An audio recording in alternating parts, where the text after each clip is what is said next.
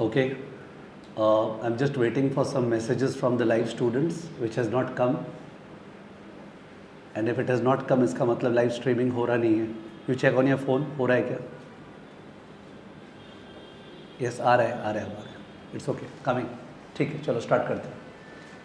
So, good morning all of you. From here we are starting with a topic called fixed income. For those who have joined the first class today, there are 10 topics in CFA Level 1 curriculum. Fixed income is one of them. In fact, the institute has given 19 learning modules on fixed income. माने 19 chapters है. Out of somewhat like 92 or 93 chapters, there are 19 chapters on fixed income. It's very, very long. I doubt कोई और topic में 19 chapters है क्या, अभी याद नहीं आ रहे. By the time I'm saying this, those students on the live screen will start providing the data कि सर FSA में इतना लर्निंग मॉड्यूल है वगैरह. But I think fixed income में सबसे हाईएस्ट नंबर ऑफ चैप्टर्स है. फिक्स्ड इनकम का exposure खासकर इंडियन स्टूडेंट्स का एंड इंडियन रिटेल कम्युनिटी का बहुत ही नेग्लिजिबल होता है. ठीक है, we do not day to day life में कन्फ्रंट फिक्स्ड इनकम या bond market as an investor, because as an investor fixed income में या तो म्यूचुअल फंड्स लोग इन्वेस्ट करते हैं अपने लिए. If you are putting your money in some balanced fund और debt fund, so they are investing in fixed income on your behalf into government securities, corporate debt वगैरह वगैरह. और या फिर फिक्स्ड इनकम में we all have studied about SLR. याद आ रहा है 11-12 में पढ़ा हुआ SLR, statutory liquidity ratio, banks का CRR SLR, मोस्ट पीपल का सुना हुआ होगा.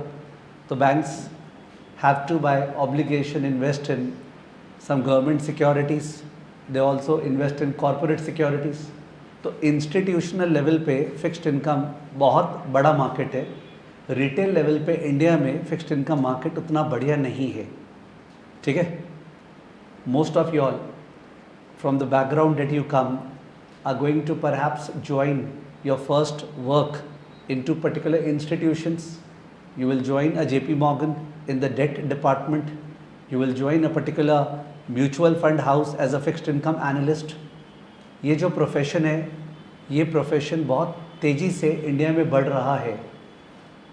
इस प्रोफेशन में usually commerce students are not the ones who are idealised. It is the science and the engineering students who are idealized in the fixed income market, because fixed income is very mathematical, numerical.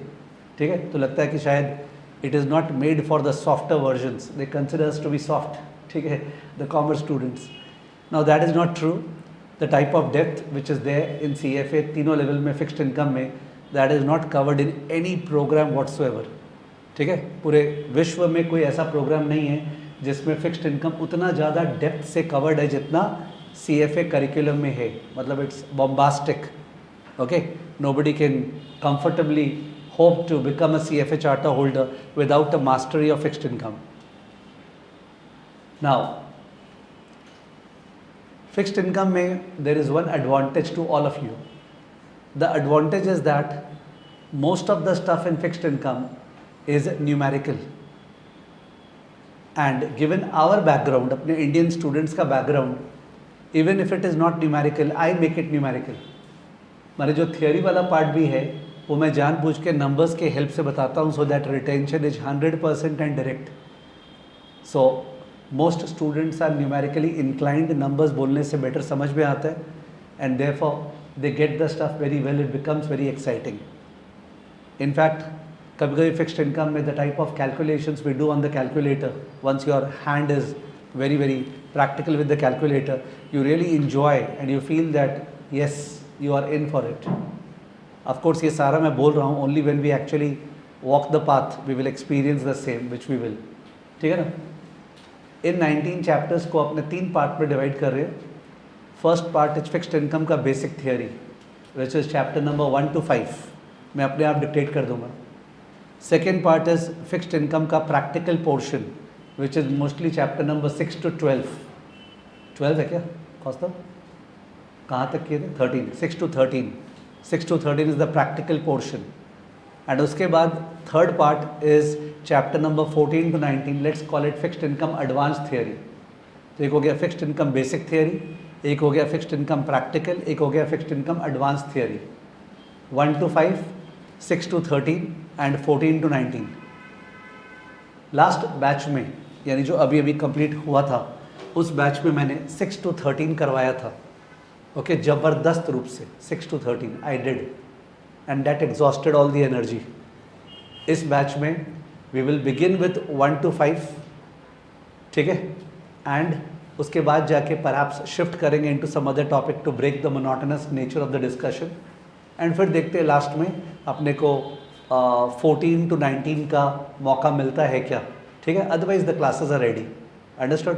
तो it's a communication. अभी अपने chapter 1, 2, 3, 4, 5 इसमें जाने वाले हैं and इसका नाम है बेसिक थियरी। मैं नाम दे रहा हूँ बेसिक थियरी, ठीक है। 6 to 14 भी आप लोग के ऐप पे शेयर हो जाएगा अगर अभी तक नहीं है तो, so that if somebody really loves it कि मज़ा आ रहा है तो इन दैट केस 6 to 14 भी स्टार्ट कर सकते हैं करना, ठीक है। There are other things on the table, derivative करना है, ऑल्टरनेट करना है, साइमल्टेनियसली बोलते जा रहा हूँ। If you do topic simultaneously it's very very good कि एक क्लास इसका एक क्लास उसका वगैरह वगैरह, तो it will depend upon your style. But अभी क्लासेस में 1 to 5 चलेगा, fixed income 1 to 5। Also come से कम अभी पूजा के पहले, ओके, 26 के पहले we will be having only Monday, Wednesday, Friday, Tuesday और थर्सडे अभी नहीं होगा, ठीक है, बिकॉज सिंस नवंबर में एग्जामिनेशन है L1 का L2 का, I am too much occupied in their mock test, in their other fast track classes वगैरह, so I am devoting energy towards their place. तो MWF वाला अपना चलेगा, hardly 12-14 days left for the puja holidays to begin, 26 से 6 तक जो holiday है, ठीक है। उसके पहले डेफिनेटली अपने LM1 तो कर लेंगे, लर्निंग मॉड्यूल 1, ठीक है, फर्स्ट चैप्टर, हो सकता है सेकंड चैप्टर के अंदर घुस जाएंगे, ठीक है ना। एक ऑन बोर्डिंग क्लास हुआ था जब ये बैच स्टार्ट हुआ, ऑन बोर्डिंग सेशन, वो सबको देख लेना चाहिए जो नए स्टूडेंट्स हैं, बिकॉज उसमें कौन से फ़ोन नंबर्स पे आपको डाउट्स पूछना है, in case you are studying at home, आपको डाउट्स हो रहे हैं, which number do you, Telegram and all that. I don't want to waste my time once again speaking about it, ठीक है। तो ऑन बोर्डिंग सेशन हुआ था एक, तो वो डेफिनेटली देख लेना चाहिए, ठीक है। सबके पास कैलकुलेटर्स होना चाहिए फिक्स्ड इनकम करते समय, because we do a lot of calculations in fixed income. Theory वाले पोर्शन में कराना नहीं चाहिए मेरे को कैलकुलेशन, पर मैं करवाता हूँ बिकॉज आई हैव सीन उससे रिदम आता है, इंटरेस्ट आता है, ठीक है ना। So this is my initial 10 minutes का introduction. Some students over here who are doing the class are going to appear in May 26, some in August 26 and some in November 26। Feb 26 वालों को या November 25 को इस class का access नहीं दिया गया because they already have these chapters. So May 26, August 26 and November 26. Some students have joined the batch around 1 month, 1.5 month ago. Some have been doing the batch for 6 months, for the last 6 months. तो लोग अलग अलग level पे, माने it's like लोग आगे बढ़ गए हैं, कोई अभी चालू कर रहा है, तो कोई किसी के पीछे नहीं है। It hardly a matter of time. आपको मज़ा आने लग जाए बस CFA में, तो in that case your life is built. Believe me, there is only one thing, क्या तुमको इंटरेस्ट लेवल जाग सकता है क्या? अगर वो जाग जाए तो in that case all your aspirations are met, ठीक है। And that's what I am sitting for, कि काश अपने को मज़ा आने लग जाए, ठीक है ना। ओके, चलो, तो फर्स्ट चैप्टर का जो नाम है थोड़ा सा लिख लेते हैं जो मैंने बोला। Let's write down, 1 second.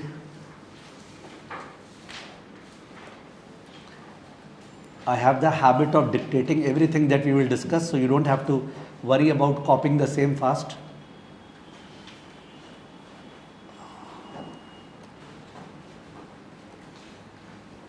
Okay.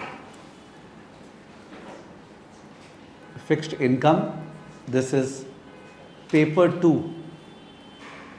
of the CFA level 1 exam. आपको कॉपी करना है। फिक्स्ड इनकम कहाँ पे आएगा? पेपर 2 में आएगा, बिकॉज पेपर 2 इज़ अबाउट कहाँ कहाँ इन्वेस्ट कर सकते हैं, इक्विटी में, फिक्स्ड इनकम में, डेरिवेटिव में, ठीक है ना, ऑल्टरनेट में।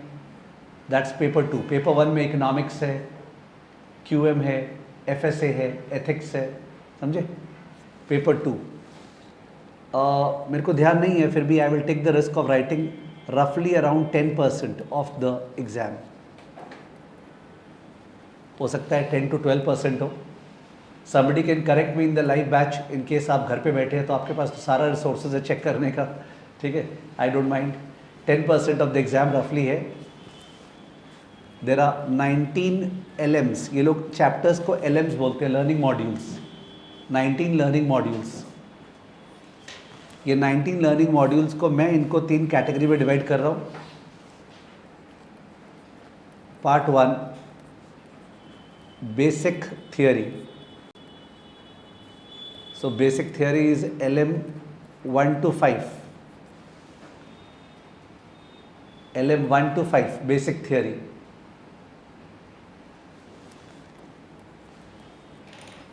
ओके, तो अनहाद और किशन बोल रहे सर 10% नहीं है, 11 to 14 है. I like this.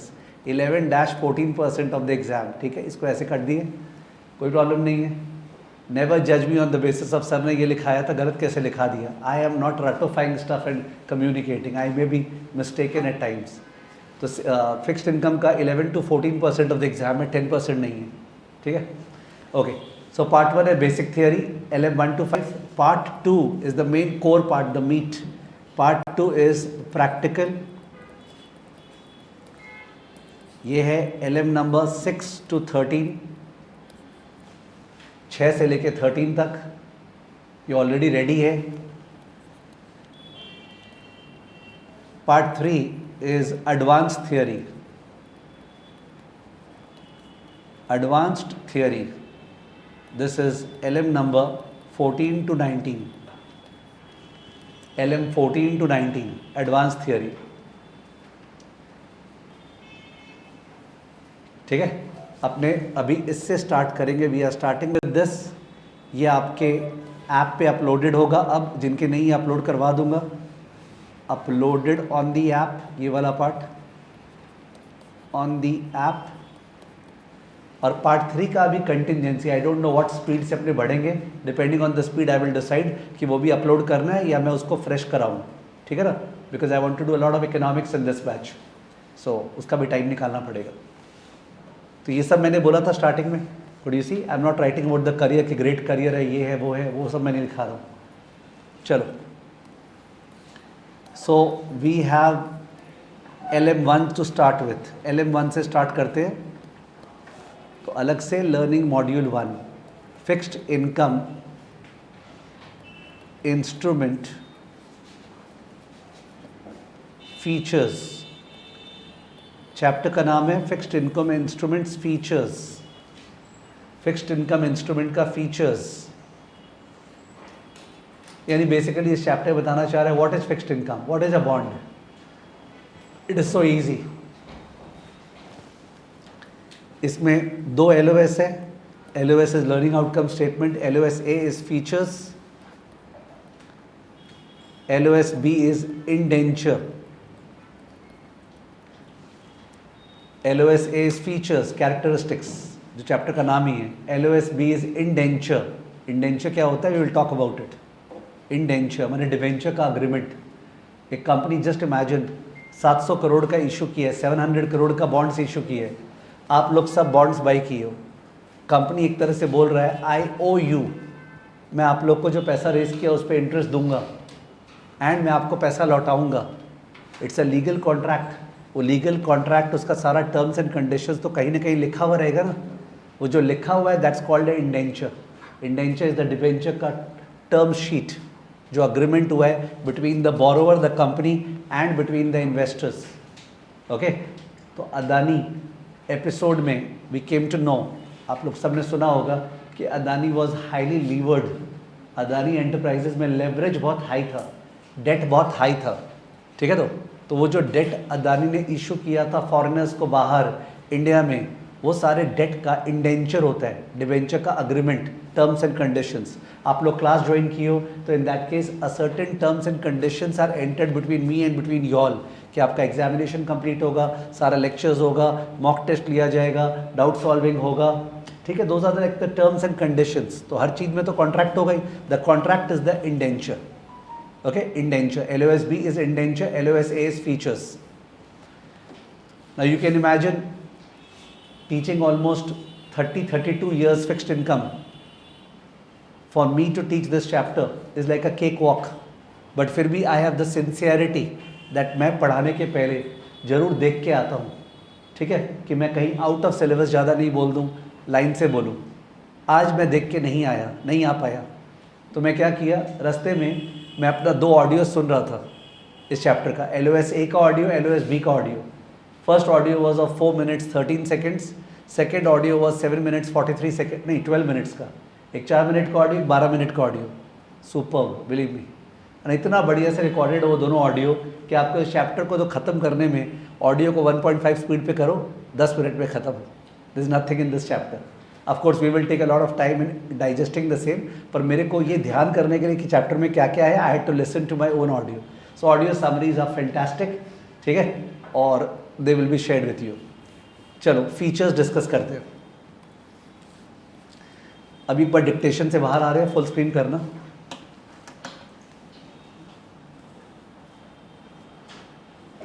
So Adani enterprises ने 5,000 करोड़ का बॉन्ड इशू किया। अदानी एंटरप्राइजेज ने 5,000 करोड़ का बॉन्ड इशू किया। ये जो बॉन्ड इशू किया है 5,000 करोड़ का, इसका टर्म्स क्या है सुनना। The par value, also called the face value, जो आप लोग सब ने नाम सुना है, par value, face value of the bond is 1,000। I am talking in rupee terms. 1,000 रुपी, 1,000 रुपया का फेस वैल्यू है। पार वैल्यू या फेस वैल्यू को सोचा करो, this is the maturity cheque amount जो आपको लास्ट में मिलेगा। If it's a 10 year bond, आपको 10 साल बाद 1,000 मिलेगा, ओके। जबकि जो इश्यू प्राइस है बॉन्ड का, that may not be equal to par, that may be 980, 980 पे इशू हुआ है, तो it's issued at a discount और अ प्रीमियम। डिस्काउंट 980 पे इशू हुआ है। काफ़ी बार in order to maintain standardization we call it issued at 98%। तो कहने का मतलब 1 लाख था तो 98,000 पे इशू हुआ है, 1,000 का था तो 980 पे इशू हुआ है, 100 का था तो 98 पे इशू हुआ है। तो स्टूडेंट्स आर ऑल्सो कंफर्टेबल, सब परसेंटेज में बात कीजिए, ठीक है। तो 98% पे इशू है, 980 पे इशू हुआ है बॉन्ड, करेक्ट है। तो आप लोग के पॉकेट से कितना जाने वाला है IPO में? 980। इन द IPO आप लोग का 980 जाने वाला है when the bond is being issued, ठीक है। तो बट बॉन्ड के फेस पे लिखा हुआ है 1,000, तभी इसको बोलते हैं फेस वैल्यू, बिकॉज अर्लियर तो bond used to be a physical document ना, फिजिकल, ओके। तो फिजिकल डिबेंचर शीट होता था, उसके ऊपर फेस वैल्यू 1,000 लिखा हुआ है। इसका मतलब, और सपोज इसका टेनर, TENOR, टेनर मतलब टर्म, इसका term is suppose 10 years. How many years? 10 years. 10 years में अदानी मोस्ट प्रोबेबली आपको इंटरेस्ट देगा, बिकॉज कोई आपसे पैसा लिया है तो आपको इंटरेस्ट देगा ना। Even if you put your money in the bank account you will get some interest. वो जो इंटरेस्ट अदानी आपको देगा, that's called coupon rate. What is it called? Coupon rate. Very strange, why is it called coupon? मेरा ऐसा person as a student मैं हमेशा सोचता था किसी का भी नाम अगर ये नाम है तो क्यों है, ठीक है। Why is it coupon? Because पहले के ज़माने में जब बॉन्ड इश्यू होता था, ठीक है, तो मैंने शेयर मार्केट से पुराना हिस्ट्री है बॉन्ड का, let's understand. Share market is not that history bond का। तो उस समय फिजिकल के साथ कूपन अटैच्ड होता था, कूपन रेड ब्लू कलर का। वो कूपन को लोग हटाते थे डेट पे और जाके पैसा मांगते थे। तो they use to detach the coupon and then they use to show and get the money, coupon. Therefore it is called coupon. तो लेगेसी इशू है, वरना उसका नाम कूपन नहीं होना चाहिए। तो कूपन जो है उसका एक रेट है, से the coupon rate is in my case 12%। What is it? नहीं 12 नहीं रहते, थोड़ा सा वो हो जाएगा। Coupon rate is suppose 9%। What is it? 9%। तो 9% आपके हिसाब से किस पे रहेगा? 1,000 पे कि 980 पे? 1,000 पे, जाहिर है 1,000 पे। कॉमन सेंस की बात है, क्योंकि आज के दिन 980 प्राइस है, कल जब बाजार में ट्रेड होगा तो बाजार में क्या दाम 980 होगा कि चेंज होगा? चेंज होगा। बाजार में तो ट्रेड हो रहा है हर समय, तो bond price is going up and down. तो क्या हर समय हर जन के लिए अलग अलग रहेगा? इम्पॉसिबल, मैनेज कैसे करेगा? तो जाहिर है कूपन रेट हमेशा पार वैल्यू पे लगेगा। Such a silly mistake will not be tolerated in the exam, वरना जो बंगाली में बोलते हैं आस्ते बछर आबार हबे, ठीक है ना। मतलब ये आप नहीं कर सकते कि आप 9% 980 पे लगा देंगे, दिस के not be tolerated. 9% is on 1000 which is what 90, 90, ठीक है 90। उसका फ्रीक्वेंसी मतलब ठीक है सर 90 समझ गए साल का, पेमेंट कैसे होगा? May be payable annually, may be payable semi annually, may be payable quarterly, may be payable monthly, correct. Amount बोलते जाओ। पेबल एनुअली तो कितना 90, पेबल सेमी एनुअली तो कितना 45, पेबल क्वार्टरली तो कितना 22.5, पेबल मंथली तो कितना आ रहा है 7.5 आ रहा है क्या? 90/12, 90/12 क्या आ रहा है? 90/12 क्या आ रहा है? 7.5, 7.5, ठीक है ना। यानी कूपन अमाउंट तो आप लोग तुरंत निकाल लो कोई भी सम में। Is it clear? Coupon amount 90, 45, 22.5, 7.5 is okay with us. कुछ स्टूडेंट्स हैं they feel and they say that sir पता नहीं जब नंबर्स आता है ना मेरा थोड़ा सा दिमाग कम चलता है। ऐसे कितने सारे स्टूडेंट्स होते हैं, मैंने जो मिला है 100 में से 5, जबकि आप फिर बोलोगे सर मैं इसको कैसे ठीक करूं। अगर कोई है ऐसा 100 में से 5 जन कि नंबर्स आने पे मेरा दिमाग कम चलता है, ऐसा वाला कोई पर्सन है, तो इन दैट केस वो अगर पूछता है मैं इसको कैसे ठीक करूं, एक ही तरीका है, फिक्स्ड इनकम में नहाओ चलो मेरे साथ, ठीक है ना। अपने आप ठीक हो जाएगा, बिलीव मी, ठीक है। Because I will make the numbers very very comfortable for you and we have the support of the calcy also. So 90, 45, 22.5, 7.5, was it okay with you all? ठीक है। तो par value is also called face value, coupon rate applied on the face value, coupon amount आएगा साल का, पर क्या पता payable semi annually हो by 2, payable quarterly by 4 and so on, coupon amount आ जाएगा सर। कूपन अमाउंट अपने कैल्सी का पीएमटी होगा। कैल्सी में जो पीएमटी होता है ना, कैल्सी दिख रहा है आपको? तो कैल्सी में पीएमटी का बटन कौन सा है? कैल्सी में पीएमटी का बटन कौन सा है? एफवी के बगल वाला दिखा आपको? ये पीएमटी का बटन थर्ड रो में सबके पास कैल्सी होगा। अगर नहीं भी है तो भी मेरे स्क्रीन पे दिख रहा होगा PMT in the third row. जो एन है ना, एन वो हो गया नंबर ऑफ टाइम्स कूपन मिलेगा। तो टेल मी समथिंग, अदानी का बॉन्ड कूपन पे कर रहा है क्वार्टरली। क्या पे कर रहा है? क्वार्टरली। मैं बोल रहा हूँ क्वार्टरली पे कर रहा है। 10 साल में कितने बार पे करेगा? 10 साल में कितने बार पे करेगा? 40 बार। क्वार्टरली पे कर रहा है 10 बार में 40 बार, तो अपना एन क्या हो जाएगा? 40, एन हो जाएगा 40। और जो पीएमटी है, पीएमटी वो 22.5, I hope it's fine, 90/4, 22.5, N 40, PMT 22.5, FV मतलब लास्ट में क्या मिलेगा? 1000। फ्यूचर वैल्यू सोच लो, ये लोग एफबी लिखे हैं, ठीक है, वो अपना फेस वैल्यू था, फ्यूचर वैल्यू 1000।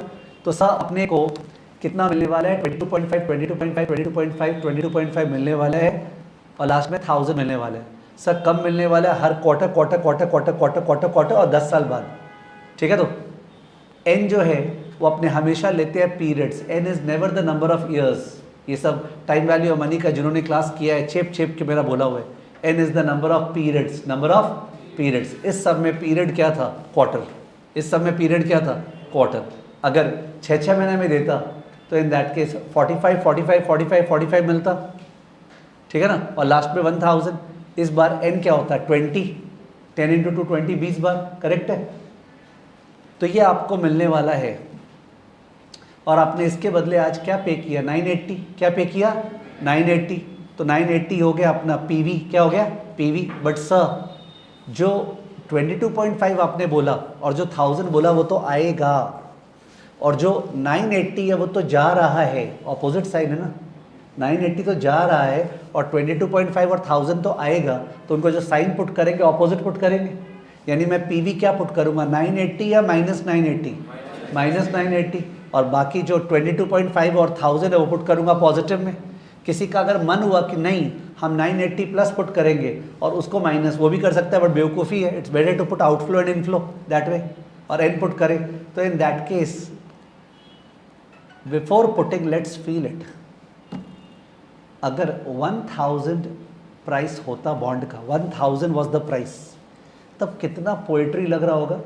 बिकॉज 1000 पे कर रहे हैं, 1000 पे ही 9% मिल रहा है और 1000 ही लास्ट में मिलेगा। Look at the symmetry.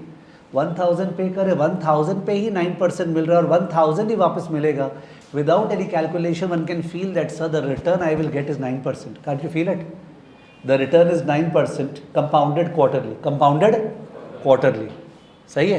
But अगर आप 980 पे कर रहे हो और आपको 9% 1000 पे मिल रहा है, 980 पे नहीं 1000 पे, और आपको लास्ट में 1000 मिल रहा है, 980 वापस नहीं, can't you feel that the return will be more than 9%?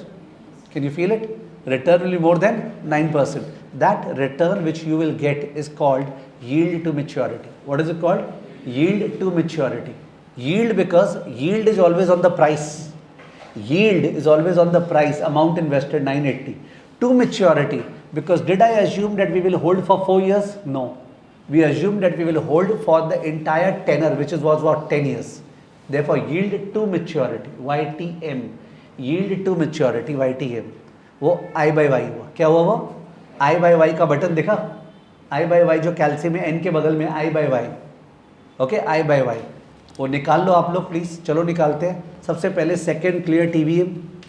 Second clear TVM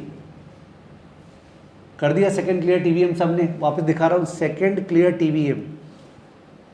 number of decimal place मेरे वाले में तो 0.0000 चल रहा है. ठीक है ना. नंबर ऑफ डेसिमल प्लेस अपने डिपेंड करता है. 2 डेसिमल करते हैं. सेकेंड फॉर्मेट, नीचे वाला बटन देखो. सेकेंड नीचे फॉर्मेट है, डेसिमल वाला बटन. 2 एंटर. CEC फिर से कर दो. सेकेंड नीचे फॉर्मेट 2 और उसके बाद एंटर, फिर CEC. तो क्या आपके 0.00 आ गया? 0.00 आ गया? सबके आ गया 0.00? कोई स्टूडेंट अत्यंत जिद करके नवंबर 25 का या फेब 26 का अगर ये क्लास कर रहा होगा और उसका टाइम इस तरह से वेस्ट हो रहा है, ठीक है, तो I hope you are enjoying, because ये सब उन लोग के हो चुका है. तब भी मज़ा आता ना. ये लाइव क्लास हम बोले थे, हम तो लाइव ही करेंगे. कर भाई कर, आप करा हुआ. Anyways, now let's put the figures. 980 plus minus PV. 980 को PV डाले प्लस माइनस करके. प्लस माइनस का बटन है जिससे नेगेटिव. 980 प्लस माइनस PV हम लोग डाले. उसके बाद 22.5 सॉरी 22.5 PMT. मैं क्वार्टरली मान रहा हूँ. 22.5 PMT. 1000 FV. 1000 FV. 40 N. 40 N. CPT I by Y. CPT I by Y. तो 2.33% आया सबका. 2.33% आया. कम से कम take advantage of a face to face class environment. All of you कोई ना कोई के साथ बैठो, डिस्कशन करो, जिससे अगर नहीं आ रहे ना तो बहुत वहाँ दुख हो जाता है अचानक से. तो anybody can help you in the side. तो don't stand alone in case you are mixed up. You can sit with somebody. तो 2.33%, because I cannot come to your individual benches and help you out. Okay, 2.33%. ये जो 2.33% है, ये तो पर period है. पर पीरियड. अपना पीरियड क्या था इस सब में? क्वार्टर्स या ईयर्स? क्वार्टर्स. तो ये बोलना चाह रहे हैं वैसे तो 9/4 2.25% होते हैं. 9/4 इज 2.25%. अपना देखो 2.33% आया है ना. अब इसको इंटू 4 कर देते हैं to make it annual. Into 4 equal to 9.31%. 9.31%. तो 9.31%. तो this 9.31% is the YTM of the bond. Is the YTM of the bond. Sambhav Kaswa in the live batch is saying can you please repeat. यानी कि कोई ना कोई बटन्स उन्होंने गलती कर दिया होगा, उनका नहीं आया. तो मैं क्या होता है रिपीट भी करता हूँ तो अलग मोड में मैं हो सकता है उसको डिक्टेट करते हुए रिपीट करूँगा. सो डैट डिक्टेशन के टाइम पे और हॉलीवर हो जाएगा बटन के साथ. तो उस समय तुम ट्राई कर लेना संभव. But otherwise I can see that I went slow. मैं कुछ फास्ट नहीं भाग रहा था. नंबर्स पहले डिस्कस कर लिए थे, कंफर्ट आ गया था, फिर कैल्सी खोले. नॉट डैट नंबर्स के समय कैल्सी खोल दिए थे. This is very very easy stuff. 9.31% अपना आंसर आया है. ठीक है. तो okay, let's go to the write up.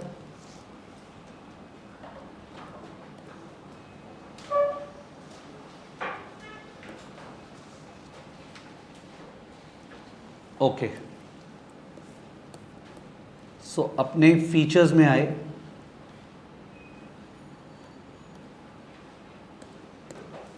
LOSA features. Features के अंदर first bullet, par value oblique face value oblique maturity value. This exam is not about definition कि मैं पार वैल्यू को डिफाइन नहीं कर पा रही हूँ सर, मैं क्या करूँ? मत डिफाइन कर, you don't have to define, don't जज योर सेल्फ दैट वे। तुमको फीलिंग आ रहा है पार वैल्यू, ओके हाँ वो जो 1000 होता है ना वो पार वैल्यू होता है, काफ़ी है, तुम्हारे मन में आना काफ़ी है। Second bullet, coupon rate applied on the par value gives annual coupon amount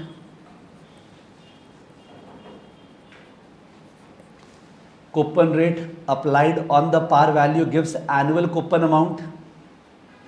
अपने सब में ये क्या था, यहाँ लिखते जाते हैं 1000 और कूपन रेट अपने सब में क्या था 9%। Applied on the par value यानी 1000 पे लगाए तो आया 9% of 1000 equal to 90।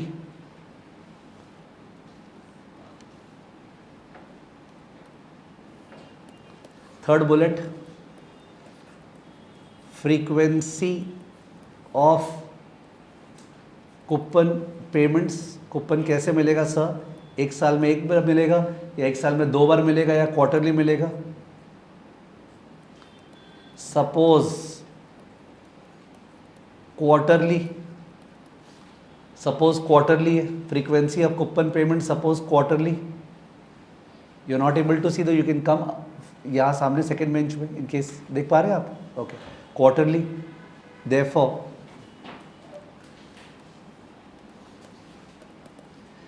therefore quarterly coupon amount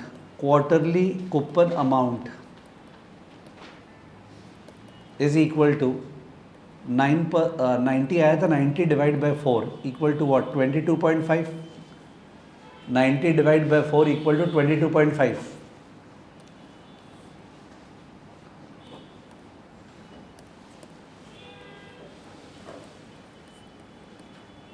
TENOR tenor और टर्म टू मैच्योरिटी कितना साल, dash 10 years equal to 40 periods। आपको कभी भी ईयर्स में ऑपरेट नहीं करना चाहिए, always come down to periods, 40 periods, 40 periods।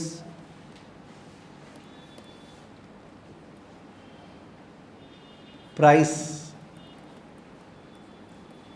what you have to pay today equal to 980 bracket 98% of par, 980 98% of par।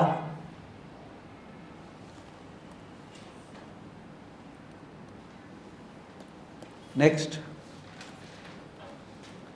issuer Adani Enterprises,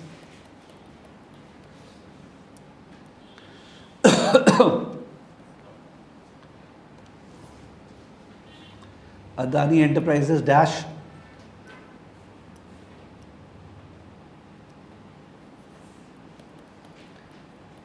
B rated, rating उसका B है, AAA, AA, single A नहीं है, triple B नहीं है, double B नहीं है, single B है, काफ़ी लो रेटिंग है। से junk, this is junk category. Sir क्या हम लोग और डिटेल में अच्छे से डिस्कस नहीं कर सकते? क्रेडिट रेटिंग डिस्कस करेंगे, मौका होगा। अभी फीलिंग काफ़ी है कि द रेटिंग इज़ लो, इसका मतलब the risk of default is high और लो, हाई, ठीक है। इसका मतलब क्या हो गया? Risk of default is high, risk of default is high,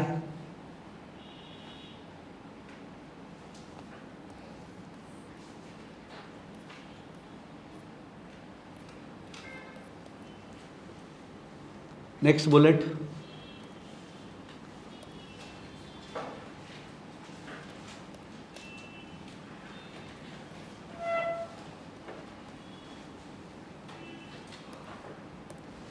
next bullet, क्या बोलते हैं,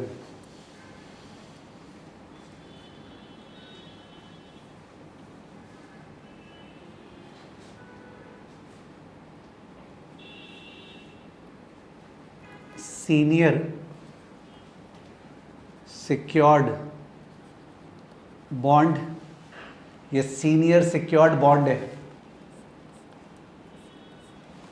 सीनियर सिक्योर्ड बॉन्ड। तो सर सिक्योर्ड का मतलब क्या है, सीनियर का मतलब क्या है? वैसे डिटेल में डिस्कस होगा एलओएस बी में। कहाँ डिस्कस होगा? एलओएस बी में। बट अभी जितना वो बना ले बेटर।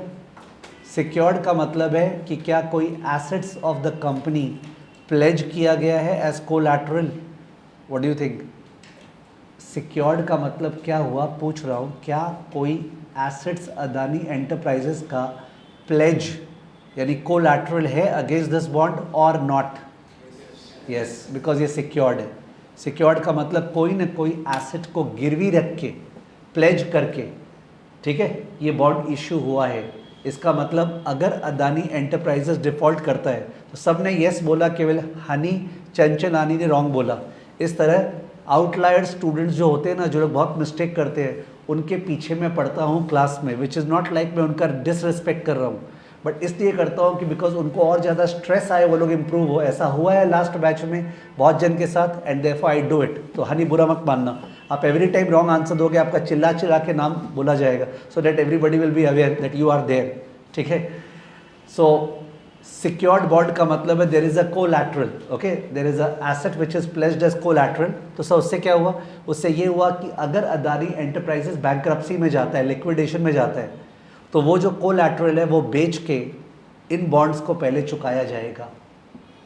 सो सिक्योर्ड ज़्यादा सेफ होता है कि अनसिक्योर्ड ज़्यादा सेफ होता है? सिक्योर्ड ज़्यादा सेफ होता है। ध्यान रखो, if you go for safety you should buy a AAA rated bond. Or why AAA rated? Buy government bond. Buy which bond? Government bond, because AAA भी default कर सकता है, government bond. And why government? Because government भी default कर सकता है। तो पैसा अलमारी में रखो अपने पास। तो बैंक वाला डिफॉल्ट कर सकता, अलमारी में तो कोई रखता नहीं है, बैंक में रख दिया तो बैंक का एफडी का पैसा मार सकता है बैंक। तो ऐसे कहीं पे भी निर्वाण तो नहीं मिलेगा, ये बात श्योर है। You will not get nirvana anywhere. So you have to take calculated risk and you must be rewarded for it, ये बात पक्का है। तो ये सिक्योर्ड बॉन्ड है, ओके। वंस अगेन, सिक्योर्ड को आप डिफाइन कर सको वो इंपॉर्टेंट नहीं है कि I am not able to define, please don't go to that, otherwise you are not studying for the CF exam.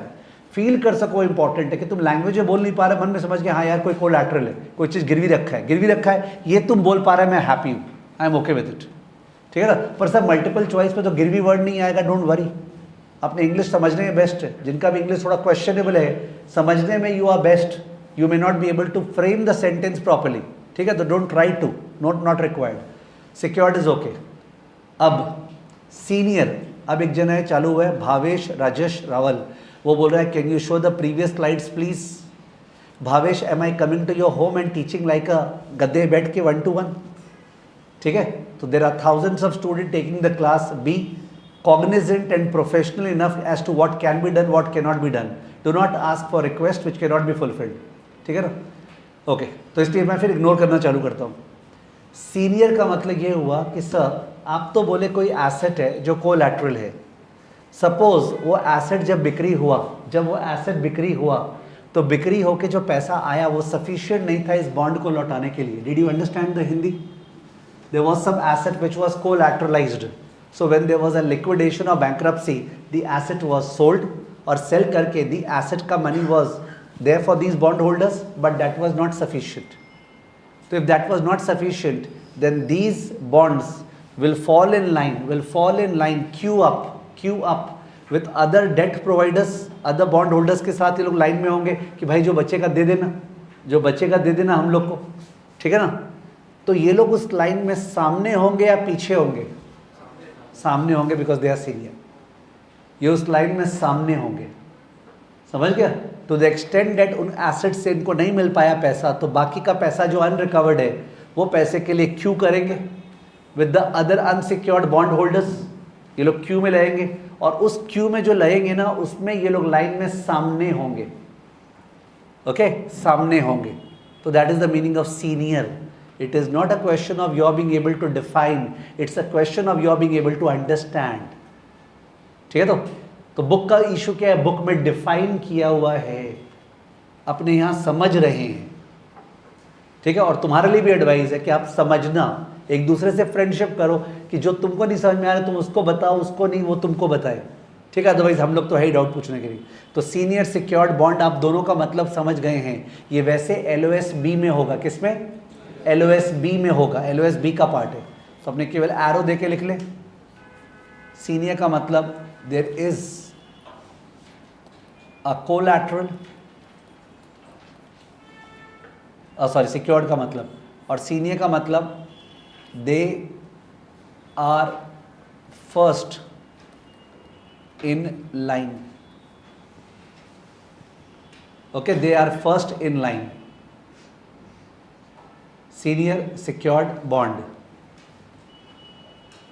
Senior secured bond. ठीक है. वैसे ये कवर कहाँ पे होने वाला है? LOS-B में. तो nobody should feel that sir आप डिस्कशन किए पर ठीक से नहीं किए. I have not done the discussion, मैं अज्यूम कर रहा हूँ. एक डाउट, एक student face to face student एक डाउट पूछ रहा है. I will share the doubt and then discuss. Okay, give me 1 minute. Yes.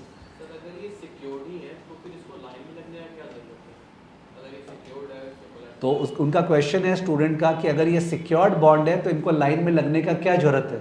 मेरे ख्याल से मैंने रिप्लाई कर दिया था, फिर भी एक्सप्लेन कर रहा हूँ. ये जो बॉन्ड है ये 5000 करोड़ का इशू है, यानी 5000 करोड़ अदानी को लौटाना है. उस समय जो एसेट था, जो कोलैटरल था ना एसेट, जिस समय ये बॉन्ड इशू हुआ उस समय उस एसेट का इन लोग ने वैल्यूएशन करवाया था एक्सपर्ट से. उस एसेट का वैल्यू था 8000 करोड़. कितना था? 8000 करोड़. तो it was pretty safe. 5000 crore का इशू है और जो एसेट है वो 8000 करोड़ का है. जैसे तुम लोग जब हाउसिंग लोन लेते हो तो आपका घर होता है से 4 करोड़ का, पर बैंक वाला जो लोन देता है 3 करोड़ का, तो बैंक वाले के पास एक मार्जिन ऑफ सेफ्टी होता है ना. करेक्ट है. तो वैसा ही था. तो 8000 crore, 5000 crore. However with the passage of time वो जो भी एसेट था उसका क्वालिटी गिरा होगा, उस एसेट का क्वालिटी गिरा होगा. और अदानी का जब डिस्ट्रेस अनाउंस हुआ, हिंडनबर्ग जब पीछे पड़ा, तो उस केस में ऐसे भी डिस्ट्रेस में कोई चीज़ बेचते हैं तो फेयर भाव पे बिकता है या नीचे भाव पे? नीचे भाव पे. तो उस समय वो बिका 4200 करोड़ पे. 4200 करोड़. तो ये 5000 करोड़ वालों को 4200 करोड़ तो मिल गया, पर बाकी 800 करोड़ मिला नहीं. ठीक है. और बहुत सारे अनसिक्योर्ड बॉन्ड होल्डर्स भी हैं जिनका कोलैटरल था ही नहीं, तो वो लोग तो ऐसे ही वेट करें कि बाकी का एसेट्स का हम लोग को दे देना. तो ये लोग भी उन लोग के साथ लाइन लगाएंगे, पर लाइन में सामने होंगे. लाइन में सामने होंगे. I hope it is clear. Clear. ठीक है. और वैसे बहुत खुल के डिस्कशन होगा LOS-B में, डोंट वरी. ठीक. ये मैं क्या कर रहा था, सिंस एक स्टूडेंट ने बोला ना कि 9.31% कैसे आया, समझ में नहीं आया, तो मैं उसी समय कराता तो ज़्यादा बोरिंग लगता. तो मैं सोचा बीच में फ़ायदा उठाने के लिए मैं कुछ और कंसेप्चुअल डिस्कशन कर लूँ, बाई चांस ध्यान यहाँ वहाँ कर दूँ, सो डैट जब आप लोग 9.31 करोगे तो आप लोग जिनको समझ में आ गया तो उनको बोरिंग कम लगे कि यार टाइम वेस्ट हो रहा है. Understood. So I diverted a little bit. ठीक. Next. Next bullet.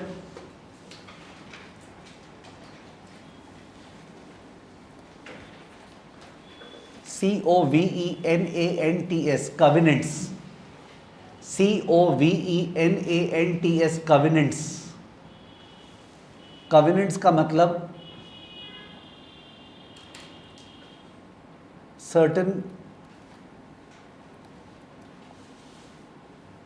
certain conditions imposed on the issuer.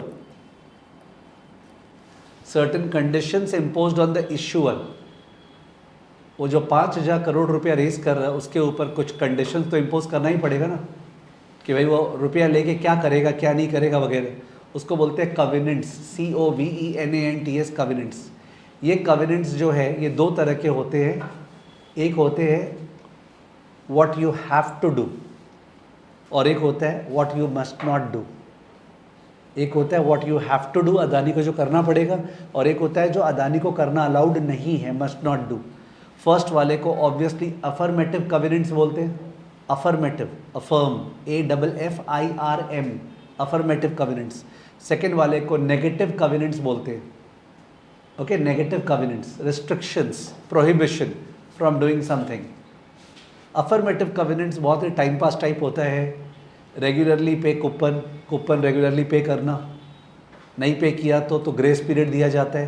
ये कूपन का जो डेट है उस डेट से 30 दिन के अंदर तो ब्रीच नहीं होना चाहिए। अगर 30 दिन के ऊपर ब्रीच हुआ, इन that case these debenture holders can file for liquidation of the company, can file for liquidation of the company. तो सब चीज़ एग्जैक्टली डिफाइंड रहेगा कि भाई आपको कूपन देना है, प्रिंसिपल देना है, आपने नहीं दिया ड्यू डेट का तो ग्रेस पीरियड है 30 दिन, उसके बाद नहीं दिया तो ये लोग कोर्ट में जा सकते हैं।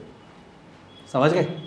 तो ये अफर्मेटिव कवेनेंट इस तरह का होता है। पे taxes regularly, maintain the property, जो एसेट्स है, जो कोलैटरल उसको मेंटेन करो, ये सब होता है affirmative covenants. Nothing technical about it. जो नेगेटिव कवेनेंट्स होते हैं ना, negative which you are prevented from doing, they can be highly technical, they can be highly technical. Technical in the sense that उसमें होगा डेट टू एबिडा रेशियो। क्या बोला?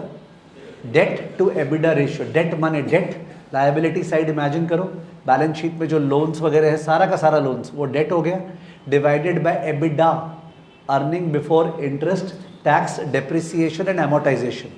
ठीक है? तो मतलब cash operating profit, cash operating profit देखा जाए तो वो जो एबिडा है, डेट बाय एबिडा देखा जाए तो from a safety point of view, ऊपर डेट था, नीचे अर्निंग्स। अर्निंग तो अच्छा चीज़ है, डेट खतरनाक चीज़ है। कंडीशंस क्या होगा? Debt to EBITDA ratio should not exceed something और should not be below something.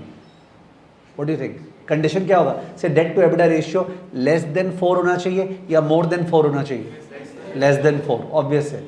तो कई बार जब तो अपना दिमाग नहीं लगाएगा, you will be confused about कौन सा लेस देन कौन सा मोर देन, जब तुम रटने बैठ गए तो। बट एक बार तुम अगर सोचेगा ना, तुम्हारे पास खुद ही आंसर है। Debt to EBITDA ratio should be less than something ना, लेस देन 4 या less than 3, it should not exceed 4, should not exceed 3। ठीक है? तो और अगर एक्सीड हो गया तो, अगर एक्सीड हो गया तो काफ़ी सारे कंडीशंस इंपोज होंगे। तो फिर कंपनी ये नहीं कर सकता, यानी शेयर होल्डर्स को डिविडेंड नहीं दे सकता है। शेयर होल्डर्स को आप डिविडेंड उस केस में नहीं दे सकते हो, बिकॉज इक्विटी तो सबसे लास्ट में लाइन में होता है। इक्विटी लाइन में सबसे पहले होता है या सबसे लास्ट में? लास्ट में। तो आप डेट टू एबिडा को संभाल नहीं पा रहे हो और चेप चेप के इक्विटी शेयर होल्डर्स को डिविडेंड दे रहे हो, बाईबैक दे रहे हो, ये तो एकदम गलत हो गया।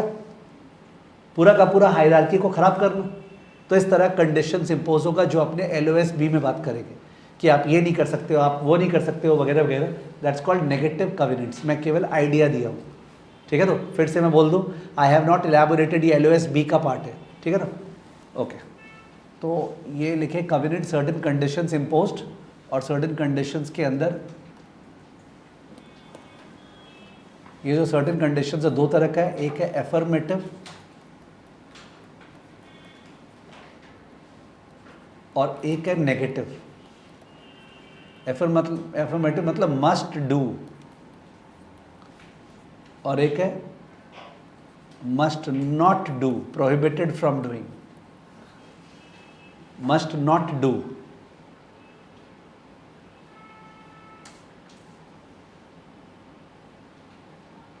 ठीक है? ये अपने इंडेंचर में बात करेंगे। LOS-B, ये LOS-B में कवर्ड होगा। तो आपने इंडिकेशन लिख दिया जिससे आपको समझ में आया सर ने ये डिस्कशन क्यों नहीं किया।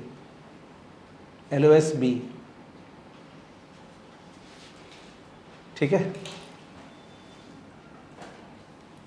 Sorry, next.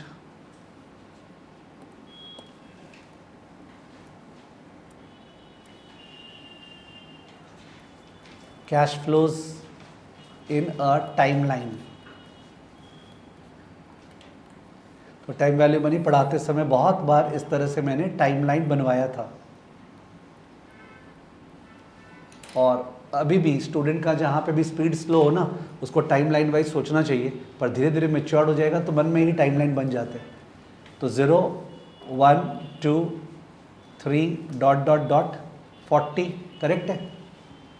40 पीरियड्स है ना। शुरू में 980 जा रहा है नेगेटिव, उसके बाद 22.5, 22.5, 22.5 आ रहा है, लास्ट में 22.5 प्लस 1000 आ रहा है, तो टाइमलाइन जो है, जिसको भी स्पीड वो लगता है ना कि मैं जल्दी नहीं सोच पाता हूँ, सोच पाती हूँ, उसको टाइमलाइन से वर्क करना चाहिए और धीरे धीरे you will find that timeline का कोई ज़रूरत नहीं पड़ेगा।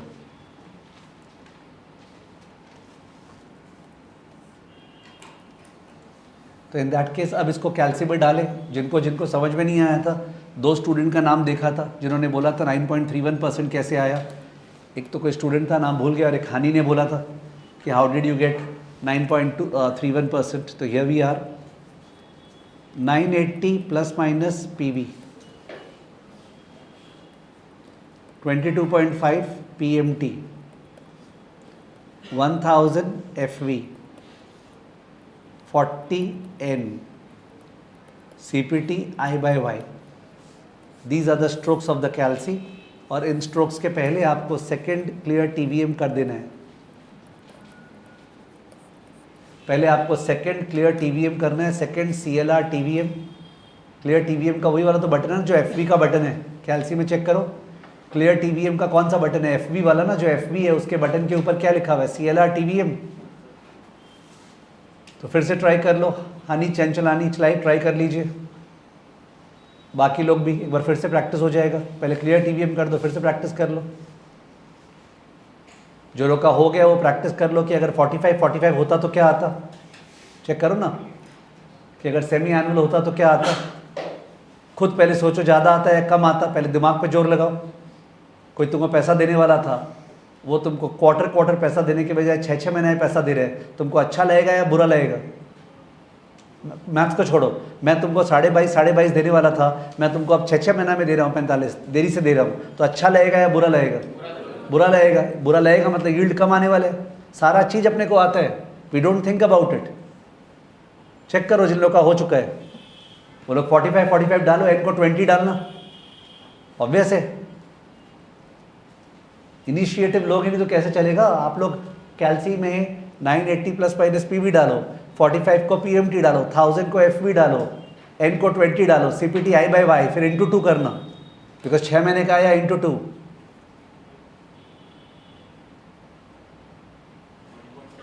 और हनी चंचलानी आपको क्लियर है क्या? ये आपका आ रहा है, ये सीपीटी आई बाय वाई किए तो हम लोग का 2.33% आया था, फिर उसको इंटू 4 किए तो 9.31% आया था। 9.31%। जो लोग ज़्यादा डेसिमल में कर रहे हैं 9.3117% हनी का आ गया।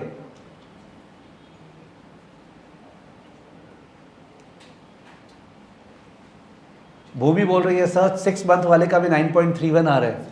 वो आ रहा होगा बिकॉज हम लोग डेसिमल प्लेस कम रखे, अब डेसिमल प्लेस बढ़ा के करो। अरे डेसिमल प्लेस अगर ज़्यादा बढ़ाएंगे, हो सकता है जरा सा डिफरेंस आ रहा होगा ना, तो डेसिमल में दिख रहा नहीं होगा, तो 6 कर दो, 6 कर दो, 6 डेसिमल कर लो। एन को आपको 20 लेना है, पीएमटी को 45 लेना है। अब प्रॉब्लम क्या है फेस टू फेस क्लास में? If somebody is sitting without the calculator and not able to participate and that somebody is not changing the seat and sit with somebody else with the calculator, मैं क्या करूं बताओ ना? What do I do? क्या आया? 0.116 आया। चलो हाँ ठीक है, ठीक है, मैं डेसिमल बढ़ा रहा हूँ। सेकेंड फॉर्मेट 6 एंटर, 6 डेसिमल कर रहे हैं ऐसे अपने कन्वीनियंस के लिए। अब second clear TVM 980 plus minus PV, ये तो हो गई। 1000 एफवी, ये हो गई। पीएमटी और एन चेंज होगा, पीएमटी और एन। चलो पीएमटी को मैं साल का लेता हूँ 90, तुम लोग भी लो पीएमटी को 90 पीएमटी, तो इन दैट केस तो 90 साल में मिल रहा है, तो एन क्या लेंगे? 10 एन लेंगे, 10 एन सीपीटी आई बाय वाई। इस बार आया 9.315988%। आपको दिख रहा है 9.315988, तो वैसे ही है। अब अगर अपने इसको चेंज करें और पीएमटी को 45 डालें, जल्दी पैसा मिल रहा है, और एन को 20 डालें, सीपीटी आई बाय वाई इंटू 2, 9.3116, पहले आ रहा था 9.31, 5 का कुछ आया था, अब 6 ज़्यादा आए। Now if you put 22.5 PMT 40N CPT I/Y into 4, तो 9.3094 आया था वो, 9.31 तो आया ही नहीं था, 9.3094।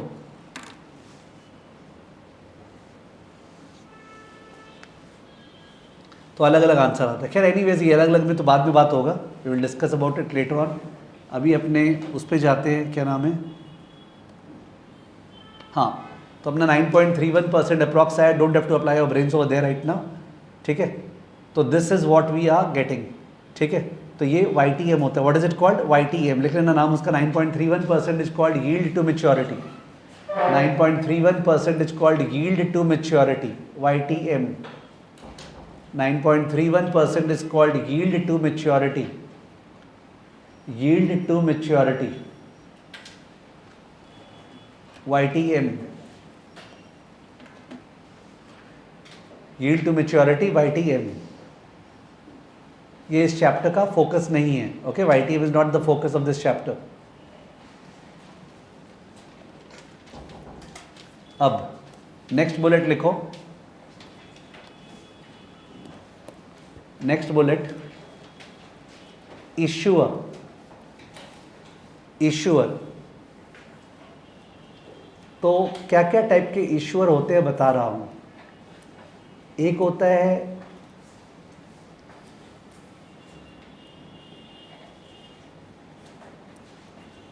आई डोंट नो क्या हेडिंग दे रखा है, गवर्नमेंट टाइप्स, और एक है प्राइवेट सेक्टर। एक है गवर्नमेंट टाइप्स, ऑल्दो ये वर्ड नहीं है, I don't remember the words they have used, sovereign लिखा होगा ये लोग, ठीक है। अब गवर्नमेंट टाइप्स में एक है नेशनल गवर्नमेंट, यानी भारत सरकार जो इशू कर रहा है GOI बॉन्ड्स। एक होता है लोकल गवर्नमेंट्स, ममता जो इशू कर रही है, okay, state of West Bengal is issuing local governments. एक होता है सुप्रा नेशनल, सुप्रा नेशनल बोले आप समझ सकते हो, गवर्नमेंट का ही बाप, IMF, world bank, IMF,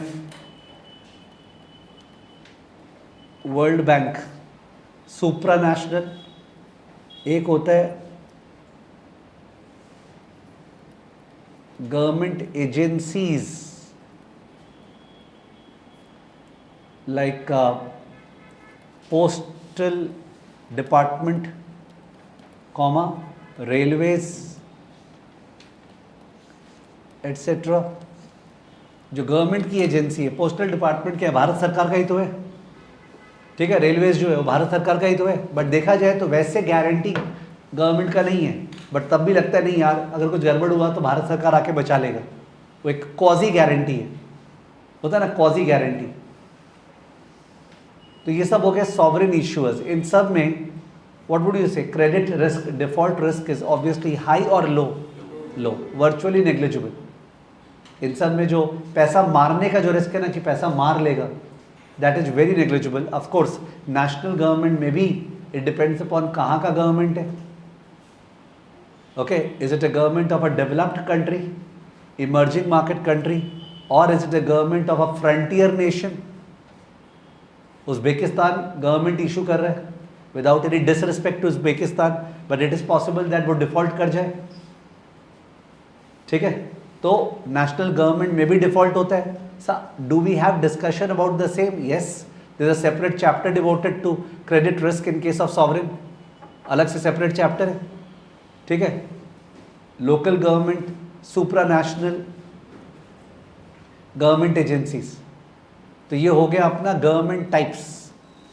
private sector में एक तो हो गया corporates,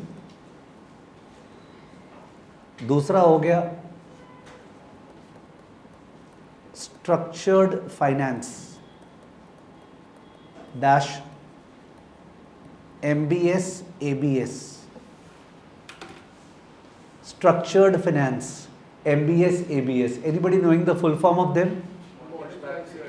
mortgage backed securities, asset backed securities, इनका फुल फॉर्म है mortgage backed securities. Focus on the last word, securities बने डिबेंचर्स, सिक्योरिटीज बने debentures, backed by home, backed by mortgages. Mortgage क्या होता है? Housing loan. ओ यानी कि जो हाउसिंग लोन लिया हुआ है उस हाउसिंग लोन पे जो ईएमआई आता है वो ईएमआई से पैसा मिलेगा। हाउसिंग जो लोन लिया हुआ है उस पे जो ईएमआई आता है ना, तुम लोग सब अगर हाउसिंग लोन लिया है, या सपोज ये दो पार्ट पे क्लास को डिवाइड कर दिए, left side right side. Left side वाले लोग हाउसिंग लोन लिए हैं, वो लोग ईएमआई देने वाले हैं। मैं एक इश्यूअर हूँ जिसने बॉन्ड इशू किया, बॉन्ड इन लोग को इशू किया और इन लोग को बोला तुम लोग को पैसा ये लोग देगा, तो जो आप लोग से ईएमआई आएगा उससे आप लोग को पैसा मिलेगा।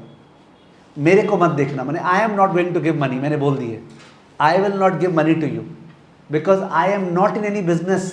मेरा बिजनेस स्पेसिफिकली यही है, ये सिक्योरिटी इशू करना। I am called a special purpose entity. What entity? Special purpose entity is an entity which is not in the cement or steel or whatever business, but it is specifically formed for the purpose of issuing MBS ABS. एक entity बना जो किसी से, कोई bank वाले से, ICICI bank से, जिससे भी लोन्स बाई किया। क्या बाई किया? लोन्स, यानी गो स्लो। आईसीआईसीआई बैंक ने हाउसिंग लोन दे रखा है बहुत सारा, ऑब्वियस है, तो उसके बैलेंस शीट के एसेट साइड में हाउसिंग लोन्स होगा ना। एसबीआई का भी हाउसिंग लोन्स वगैरह है। एक एंटिटी बना जिसने एसबीआई से, आईसीआईसीआई बैंक से वो लोन्स बाई कर लिया। ओके, लोन्स बाई कर लिया मतलब उन लोग को पैसा दे दिया सो डेट वो लोग कुछ और धंधा कर सके और किसी को लोन दे सके। एंड वो एंटिटी को पास पैसा आया कहाँ से देने का? आप लोग को डिवेंचर इशू करके, आप लोग को डिवेंचर इशू करके। तो these are securities which are backed by mortgages. वो एंटिटी का कोई अलग बिजनेस नहीं है। Okay, it is a special purpose entity, SPV, special purpose entity SPV. ठीक है सर, जरूरी थोड़ी है कि मॉर्टगेज लोन ही होगा, कुछ और भी तो हो सकता है। क्रेडिट कार्ड रिसीवेबल्स, यानी कि बहुत लोगों ने क्रेडिट कार्ड पे पैसा ले रखा है और लेते जा रहे हैं, यूज़ करते जा रहे हैं, उनका भी तो रिसीवेबल्स आने वाला है, उसको डाल दिए एक पूल में एंड उसके अगेंस्ट पर सिक्योरिटी इशू कर दिए। ऑटो लोन रिसीवेबल्स, बहुत जन ने ऑटोमोबाइल लोन ले रखा है, उस पर वो लोग ईएमआई देते हैं, उन सबको डाल दिए, मिक्स कर दिए। क्रेडिट कार्ड, ऑटो लोन सब मिक्स। मिक्स क्यों? बैंकों से अलग अलग लोन ले लिए, जो लोन्स है उसके अगेंस्ट पे कर दिए। ठीक है, तो anything can be securitized. What is securitization? It is the process of issuing securities against what? Against some future cash flows. It is the process of issuing securities against some future cash flows, may be arising from housing loans, may be arising from credit card receivable, may be arising from auto loans. How is it different from corporate का issue? अगर अदानी ने issue किया है bond, अगर अदानी ने issue किया है bond, this is the problem with the live students. जब मैं बोल रहा हूँ ना स्पेशल पर्पस व्हीकल, तो वो डाल रहा है एसपीवी क्वेश्चन मार्क। बोल रहा हूँ ना, बोलने दे, मैं एक मिनट में हजारों चीज़ कैसे बोल दूँ? गिव मी द टाइम ना। मैं अंडरस्टैंडिव हो कि हाँ there will be a time investment required which I am giving. मैं बोला अदानी ने बॉन्ड्स इशू किया, तो टेल मी समथिंग। अदानी ने बॉन्ड्स इशू किया तो अदानी जो है वो आपको कूपन और प्रिंसिपल कहाँ से देगा? आपका आंसर होना चाहिए सर कमा के। कहाँ से देगा? कमा के। कमा के can be a very very informal language कि सर कैसे पढ़ा रहे हैं, but that's what I do. Let's open it out. Adani का जो बिजनेस है, पोर्ट बिजनेस वगैरह, उससे जो कैश फ्लोज आ रहा है उससे देगा। That is what you are hoping for. नहीं सर उस बिजनेस में गड़बड़ हो गया, नहीं दे पाया तो अदानी जो है वो नीलाम होगा, लिक्विडेट होगा। लिक्विडेट होगा तो assets will be sold and उससे पैसा मिलेगा। तो which is the primary source of cash flow in the case of a corporate bond? The operations. Which is the primary source of cash flow in the case of a bond, in the case of a corporate bond? The operations will throw cash flow. What is the secondary source? In the case of secured bond, the secondary source is the liquidation of the assets. The liquidation of the assets against which it is collateralized. Primary source is the operations. Okay, primary source is the operations. If it's an unsecured bond, unsecured bond देखा जाए तो एक ही source है, वो क्या है? Operations. नहीं operations. Liquidation तो एक्सट्रीम है, मैंने उस चीज़ को छोड़ दो, मैं समझ रहा हूँ, तो बोल रहे लास्ट पे तो एसेट से मिलेगा ही, पर बोलते वैसे नहीं है। बोलते क्या है, अनसिक्योर्ड वाले को ऑपरेशन से ही मिलेगा पैसा, सिक्योर्ड वाले को ऑपरेशन से मिलेगा, और अगर वो सफिशिएंट नहीं हुआ तो वो एसेट से मिलेगा जो कोलैटरल था। ऑफ कोर्स उसके बाद भी नहीं मिला तो सबको ही तो मिलने वाला है, जो बचेगा खुचेगा, ठीक है ना। तो कॉर्पोरेट बॉन्ड में जब आप कॉर्पोरेट बॉन्ड बाई करते हो तो आप कंपनी का धंधा देखोगे क्या? Yes, let me explain some other way. Have you heard of India में लैप? लैप क्या बोलते हैं इंडिया में? लैप, बैंक लोग लैप देते हैं। Okay, you may not be aware of it. LAP is loan against property. क्या? Loan against property. Let me be a bit personal. When I was teaching thousands of students in CA in Calcutta, when live classes were not there, online, Jio had not come and all that was not there, सारा का सारा face to face class होता था। तो in that case there used to be a period 2012-13 जहाँ पे इतने लोग घर घर लोग CA करते थे उस समय 2012-13 में। तो प्रॉब्लम वाज उन लोग को बैठाए कहाँ? यू कांट इमेजिन मैं जो बोलना चाह रहा हूँ। एक बार मैं 2200 लोग को पढ़ाया हूँ, 2200 people at one shot, okay, have studied all together। कला मंदिर बुक करते थे पढ़ाने के लिए।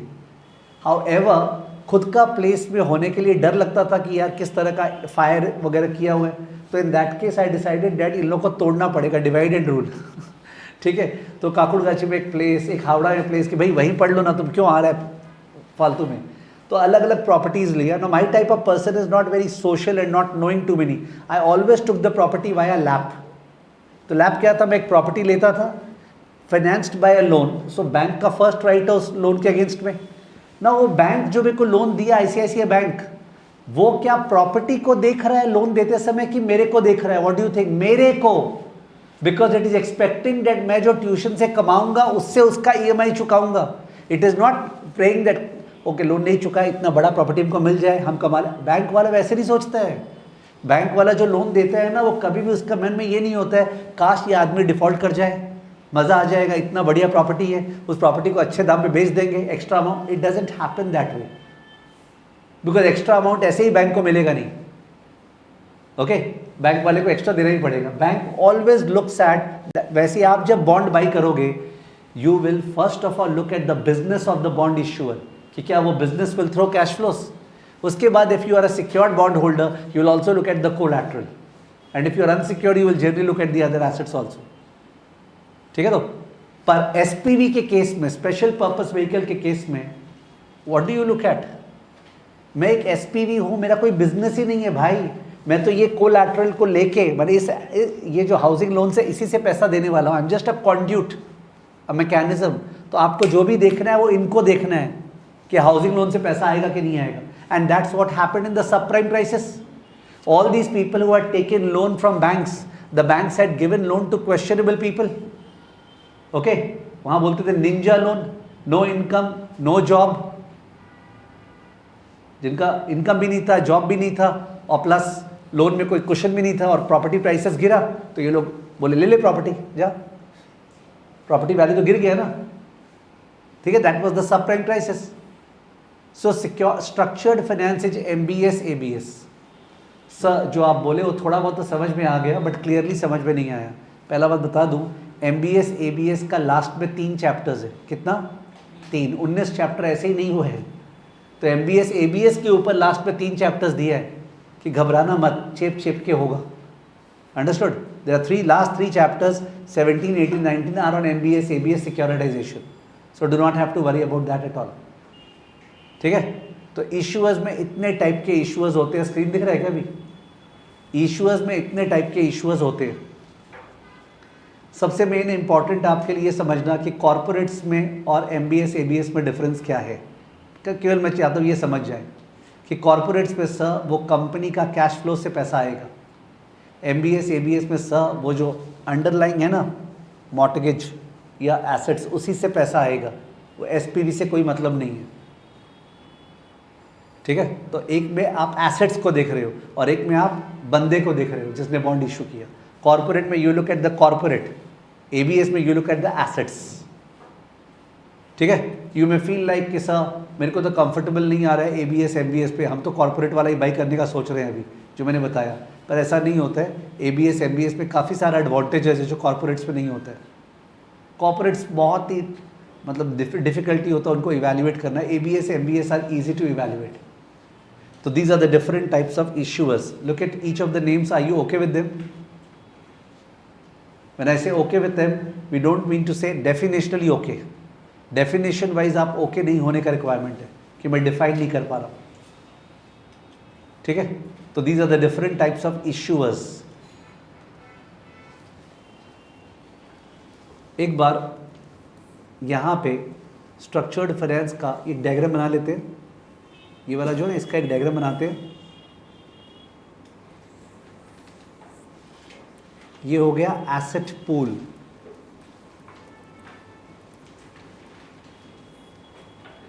ये हो गया SPV स्पेशल पर्पस व्हीकल या स्पेशल पर्पस एंटिटी। बुक में ये लोग स्पेशल पर्पस एंटिटी बोलते हैं। और ये लोग इश्यू किया है इन्वेस्टर्स को सिक्योरिटीज, इन्वेस्टर्स को सिक्योरिटीज इशू किया है। और ये investors will look at the asset pool.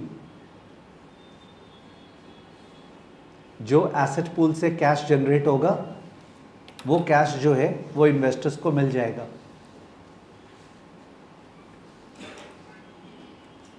Varun Jain का 3 बार आया लिखा हुआ, बिकॉज एक बार में मेरे को समझ में नहीं आता है ना, इसलिए 3 बार लिखा हुआ है। डिफरेंस और अच्छे से बताइए ना। अच्छे से ही बताएंगे, बट वो जो अच्छे से होता है ना जिसमें अपने 3 4 5 6 क्लास बिता दे, वो तो उन तीनों चैप्टर्स में ही होगा।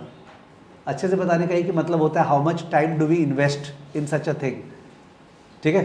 तो वो जो टाइम इन्वेस्ट करना है वो तो वहीं पे होगा। अभी मैंने ये नहीं बोला ख़त्म हो गया, आई एम जस्ट किया ही क्या, अपने एक एग्जाम्पल लिए 1980 का एंड उसके बहाने जानबूझ के नंबर्स डाल डाल के अपने दायां बायां करते जा रहे हैं। That's what we are doing, ठीक है? तो will take a lot of time in picking it up. तो asset pool, SPV and investors,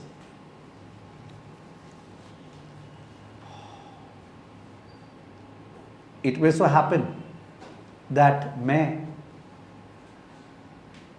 securitisation का एक छोटा सा लेक्चर से हाफ एन आवर का अलग से एज अ होमवर्क शेयर कर दूंगा आधे घंटे का, कि जिसको आधे घंटा और स्पेंड करना है सिक्योरिटाइजेशन के ऊपर, वो लेक्चर सुन सकता है हाफ एन आवर का, तो वहाँ पे और ज़्यादा हौले हौले हो जाएगा। Understood? So that is possible from my front. I will intimate you on Telegram and WhatsApp that I have shared a half an hour का homework class, and then there will be doubts of this, क्या वो करना ज़रूरी है? तो बोलो कहाँ से बचे हम, ठीक है? सिक्योरिटाइजेशन पे एक्स्ट्रा स्टफ है, आपको सुनने का मन है तो आप सुन लेना, ठीक है? बिकॉज अपने वो गाड़ी को भी आगे बढ़ाने का जरूरत है, ठीक है? ओके, सो ये फीचर्स डिस्कस कर रहे थे। Look at all the bullets once again, एक बार आप लोग खुद बुलेट्स देख लो।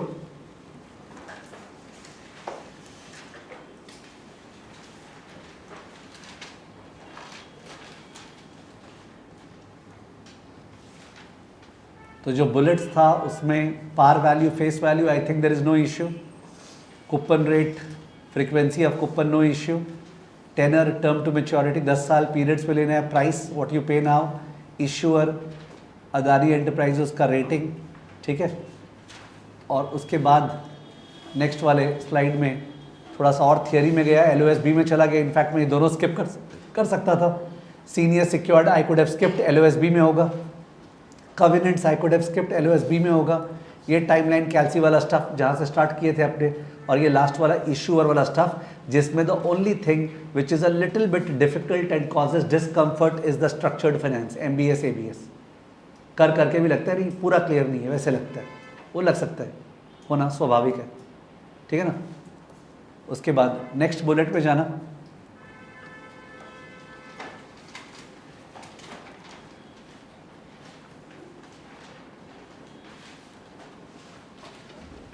नेक्स्ट बुलेट है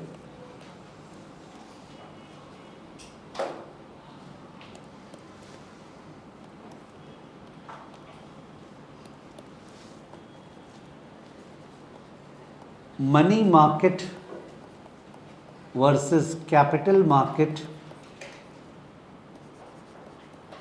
इंस्ट्रूमेंट। आई थिंक बहुत जन को इसका मतलब पता ही होगा।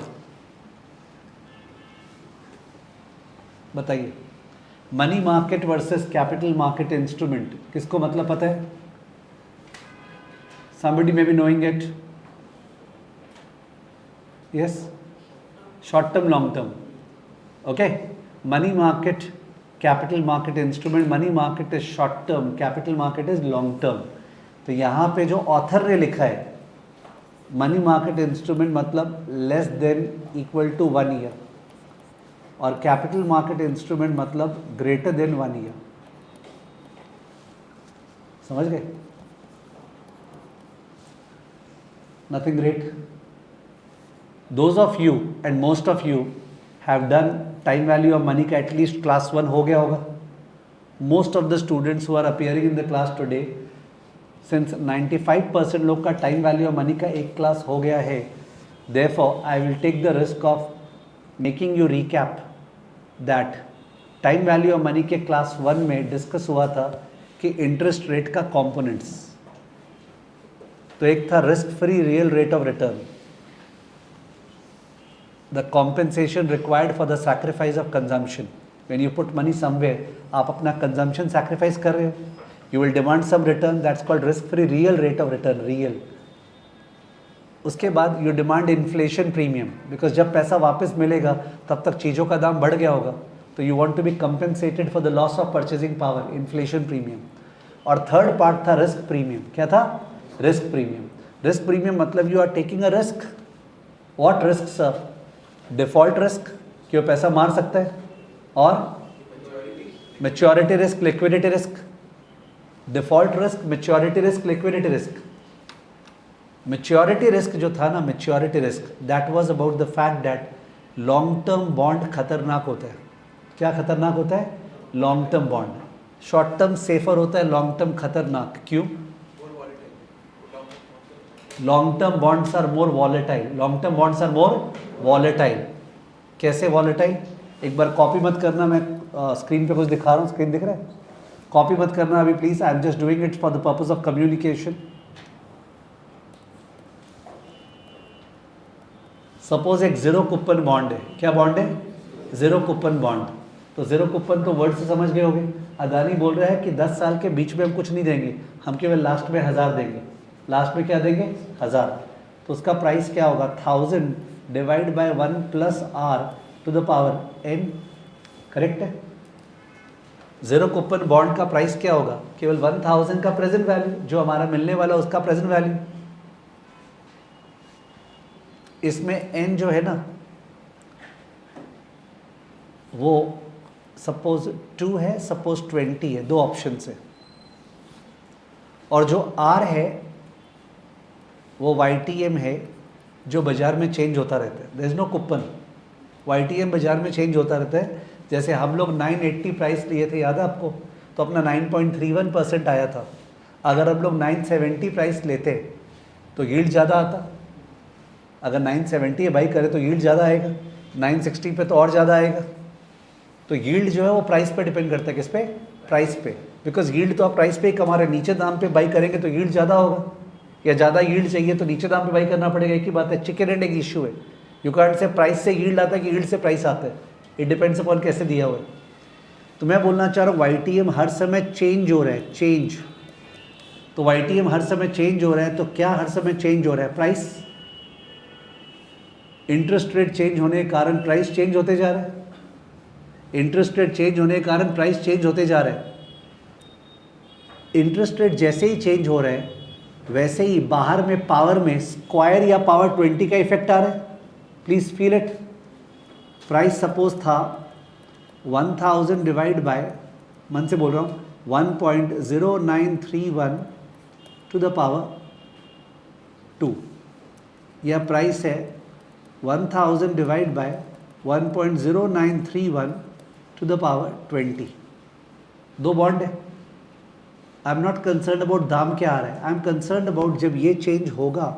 सपोज ये 9.31 से हो गया 9.71% हो गया, ये भी 9.71% हो गया, तो दोनों बॉन्ड का दाम गिरेगा। Because you are discounting at a higher rate. देखो डिनोमिनेटर बढ़ा दिए, 9.31% से पुल करे थे 9.71% से, प्राइस गिरेगा, आप लोग को दिख रहा है, इसका प्राइस जोर से गिरेगा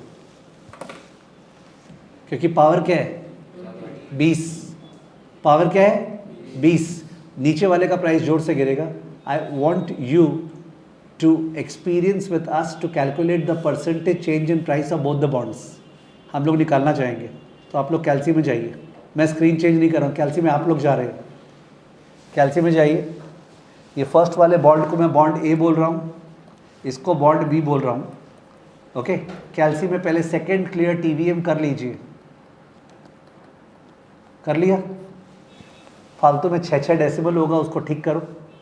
सेकेंड डेसिमल वाला बटन और 2 एंटर CEC, सेकेंड डेसिमल का बटन 2 एंटर CEC कर पाए, सेकेंड फिर डेसिमल का बटन फिर 2 फिर एंटर फिर CEC, तो आपके 0.00 आ गया है सबके कैल्सी में। हनी चंचलानी प्लीज कंफर्म आपका 0.00 कैल्सी में आ गया है क्या? सेकेंड डेसिमल का बटन फिर 2 फिर एंटर फिर CEC, 0.00 सबका आ गया है, सही है। अब बॉन्ड ए में हम लोग हैं, बॉन्ड ए में 1000 क्या है, FV है कि PMT है? FV है ना, तो डालो 1000 FV, 9.31 I by Y, 1000 FV 9.31 I by Y, 2N, उसके बाद CPT PV, CPT PV क्या आया, क्या आया 836.91। ये जो 836.91 है, ये है 2 साल के बॉन्ड का प्राइस। एक बार नंबर्स को फील कर लो, ये जो 836.91 आपका प्लस में आया कि माइनस में आया? माइनस में आया, बिकॉज बोलना चाह रहे इतना रुपया दे निकाल के, तो अकॉर्डिंगली साइन चेंज करके, साइन चेंज करो, प्लस माइनस दबाओ, प्लस माइनस दबाओ, दबा दिया, दबा के उसको STO1 में डालना है, STO1, ओके। मैं भी आ रहा हूँ, so I am doing it for you। second clear TVM, second decimal and 2 enter CEC, 1000 FV, जिनके पास कैल्सी नहीं है देख नहीं पा रहे थे, 2N 9.31 I by Y, CPT PV 836.91 आया नेगेटिव, उसको प्लस माइनस दबाए, पॉजिटिव आया। हनी चंचलानी का कोई जवाब नहीं आ रहा है, और STO1 में डाले, STO1 स्टोरेज 1, ये मेमोरी होता है, 10 मेमोरी डालने का स्कोप है कैल्सी में, स्टोरेज 1 स्टोरेज 2 स्टोरेज 0 ऐसे करके स्टोरेज 1 में डाल दिए, बिकॉज कौन कॉपी में लिखता रहेगा। तुम्हारे एग्जाम में ये होना चाहिए कि हम पेन पेपर टच नहीं करेंगे, सब चीज़ दिमाग में और कैल्सी में होगा। We don't do any scribbling, given extra sheet ना, all that doesn't happen with SSCI students at least. तो 836.91 प्राइस है उसका। अब मैं बोल रहा हूँ जो यील्ड है ना, वो बढ़ के 9.71% हो गया। क्या हो गया? 9.71%। सो 9.71 I by Y, 9.71 I by Y, CPT PV, CPT PV check कीजिए किसका किसका 830.82 आया, 830.82 आया, प्लस माइनस दबा दिए, plus minus. STO2, STO2, Narendra Patil कुछ और ही कर रहे हैं, हम लोग कुछ और ही कर रहे हैं, तो नरेंद्र आपको संभाल नहीं पा रहे, मोदी जी संभालेंगे आपको। तो 930.82, ओके। तो 930.82 जो है वो प्राइस आ गया, प्राइस गिर गया, 830.82 प्राइस गिर गया। अब मेरे को परसेंटेज चेंज निकालना है। परसेंटेज चेंज में हमेशा हैबिट रखो, बाद वाला बाई पहले वाला। तो RCL2, RCL का बटन दिखा स्टोरेज के नीचे, RCL2 divided by RCL1, RCL2 divide by RCL1 equal to -1 equal to the whole into 100, -0.73% आया। RCL2 divide by RCL1 equal to फिर -1 equal to the whole thing into 100, -0.73%। Honey Chanchlani का जवाब नहीं आ रहा है, -0.73%, -0.73%, यानी ये बॉन्ड 0.73% गिरेगा, okay 0.73%। Plus minus STO3, STO3 में लिख लिया 0.73% गिरा है, बिकॉज माइनस का फिगर अच्छा नहीं लगता देखने में। अब आते हैं हम लोग दूसरे वाले बॉन्ड में, सेकेंड क्लियर TVM। नरेंद्र आप चाहो तो हम लोग को ज्वाइन कर सकते हो आप, second clear TVM, second CEC। Narendra if you want you can join us, second clear TVM करना जरूरी है अगर ज्वाइन करना है तो। वापस से 1000 FV बॉन्ड बी में जा रहे हैं, 20 N 9.31 I/Y CPT PV। Price आया 168.58, प्राइस आया 168.58 प्लस माइनस STO4, ठीक है ना। अब इसमें भी 9.71% से प्राइस निकाल रहे हैं, तो 9.71 I/Y CPT PV 156.7 आया होगा, प्लस माइनस STO5। अब परसेंटेज निकालना है तो RCL5 divided by RCL4 equal to -1 equal to the whole into 100। मेरा कुछ गड़बड़ हुआ क्या? नहीं। तो 7.04% प्लस माइनस STO6 लिख के वापस कर लेंगे, चिंता नहीं करें जिनका कैलकुलेशन बीच में छूट गया होगा, बिकॉज अपने क्या करेंगे, सारा लिख के कर लेंगे स्टेप्स। तो आप अगर घर पे ट्राई करना चाहोगे कि सर मेरा उस समय हो नहीं पाया, आप जैसे बोल रहे, जैसे हनी का नहीं हो पा रहा है वो चुप है, ठीक है ना, तो जिसका नहीं हो पा रहा है वो घर पे ट्राई कर सकता है आराम से। उसके बाद भी नहीं हुआ तो डाउट डाल देना टेलीग्राम पे, नहीं हो पाया तो इन दैट केस स्टूडेंट का वीडियो रिकॉर्डिंग किया हुआ ऐसे डाल देंगे जैसे बटन प्रेस कर रहा है वो, ठीक है। तो 7.04% 20 साल के बॉन्ड का दाम गिरा, और फर्स्ट वाले बॉन्ड का कितना गिरा था? 0.73%। Look at the volatility. जो शॉर्ट टर्म बॉन्ड था वो 0.73% गिरा, जो लॉन्ग टर्म बॉन्ड था वो 7% गिरा। तो विच bond is more risky? Long term bond. तो लॉन्ग टर्म बॉन्ड ज़्यादा रिस्की होता है, इसको बोलते हैं मैच्योरिटी रिस्क, जो कि उस समय फर्स्ट क्लास में टाइम वैल्यू ऑफ मनी में मैथ्स वाइज बता नहीं पाए थे। इस बीच में एक स्टूडेंट बोला है कि सर ये जो कैलकुलेशन आप करें ना 1000 डिवाइड बाय 1 + R², इसके लिए TVM क्यों यूज़ कर रहे हैं? इसके लिए तो नॉर्मली भी कर सकते हैं कि 1.0931 square 1000 divide by that, of course कर सकते हैं, but that is not efficient. तुम डाउट समझ गए स्टूडेंट का? वो बोलना चाह रहे हैं वो 1.0931 स्क्वायर निकाल लिया, निकाल के 1000 से डिवाइड कर दिया, आ गया उसका, इतना माथा पच्ची क्यों?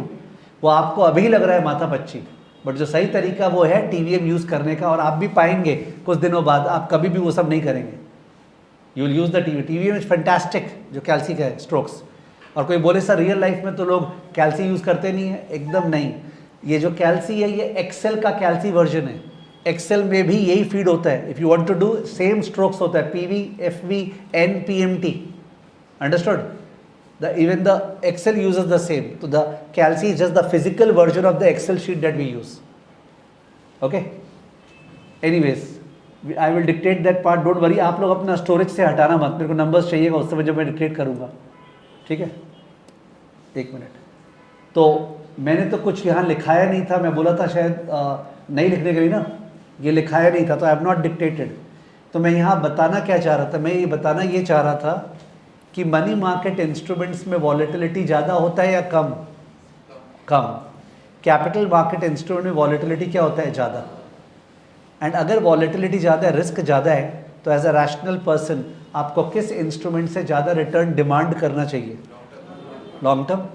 If you are investing, you don't love risk obviously, you take risk only to get a high return, तो आपको कैपिटल मार्केट इंस्ट्रूमेंट से रिटर्न ज़्यादा डिमांड करना चाहिए कि I will invest in a 20-year bond only if I get a higher yield, otherwise I can invest in 2-year bond, then once again for 2 year, once again for 2 year, once again for 2 year, once again for 2 year.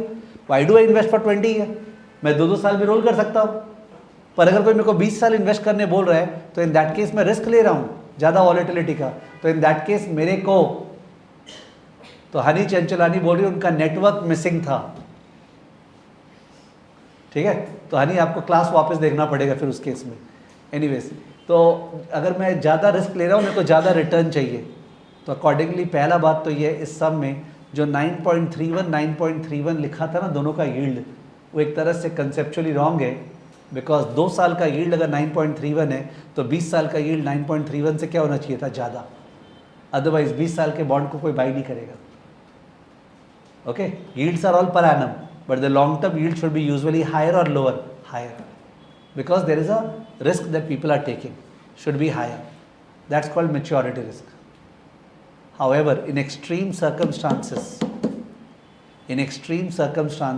when बहुत ख़राब दिन आने वाले हैं, the economy is expected to enter into a recession, extreme circumstances में, तो उस case में क्या होता है कि कोई भी, मतलब उस केस में जो लॉन्ग टर्म इंटरेस्ट रेट है ना वो कम होता है शॉर्ट टर्म इंटरेस्ट रेट से, when there is an impending recession. Otherwise long term interest rate short term interest rate से क्या होता है, ज़्यादा, ये नॉर्मल है। एक्सेप्शन क्या हो गया, लॉन्ग टर्म इंटरेस्ट रेट कम है, शॉर्ट टर्म इंटरेस्ट रेट ज़्यादा है, ठीक है।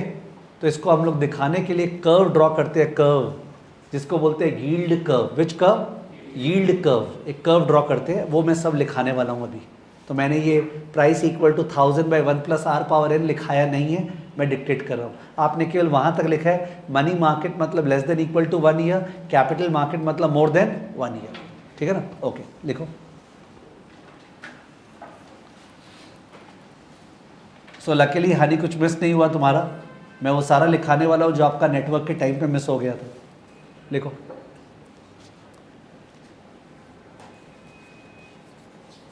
Refer back to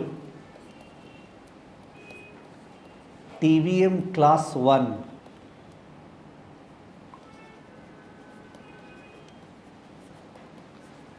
components of interest rate. Refer back to TVM Class 1 components of interest rate dash, next line, interest rate equal to RF real plus inflation premium, ये अच्छे से किया हुआ है हनी चंचलानी का, plus risk premium. Some students में remember that actual relation multiplicative होता है, ये प्लस जो है अप्रॉक्स रिलेशन है, फैक्टर इनटू फैक्टर, याद होगा। रिस्क प्रीमियम जो है वो 3 था, डिफ़ॉल्ट रिस्क प्रीमियम कि डिफ़ॉल्ट के बदले हम लोग को एक्स्ट्रा रिटर्न चाहिए, maturity risk premium, long term maturity है तो ज़्यादा रिटर्न चाहिए, लिक्विडिटी रिस्क प्रीमियम, अगर लिक्विडिटी कम है, it's illiquid, difficult to sell, तो I want a higher return, otherwise I won't touch it, liquidity risk premium. Default risk premium, maturity risk premium, liquidity risk premium.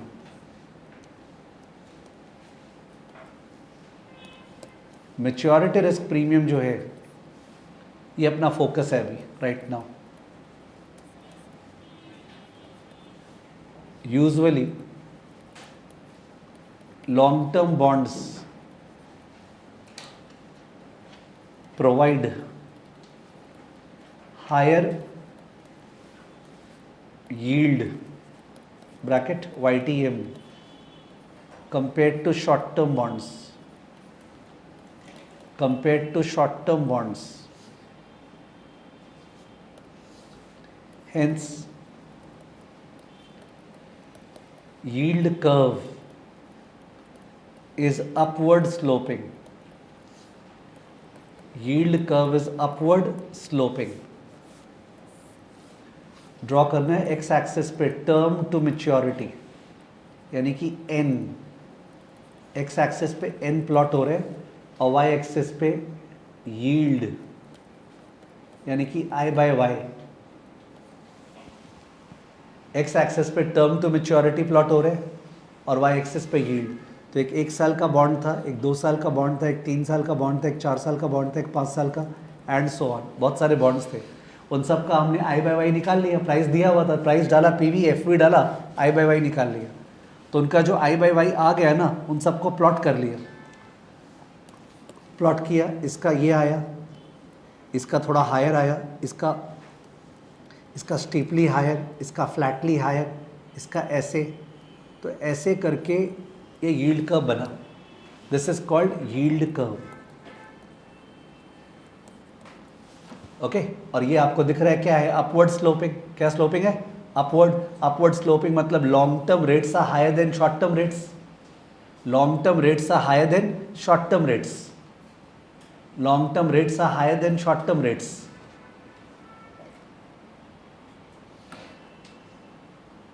तो as a student जब शुरू में fixed income पढ़ते हैं तो challenges क्या आते हैं, बहुत सारा चीज़ जिनके ऊपर टाइम स्पेंड बाद में होने वाला है, छेप के, उनको थोड़ा सा आइडिया तो अभी लेना पड़ रहा है।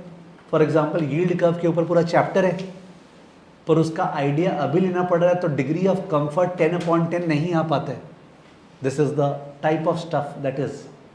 बट मैं केवल ये बोलूँगा कि आप केवल ये सोचो कि इन केस आपको ये ड्रॉ करना था ना, अभी 2 मिनट में ड्रॉ हो सकता है।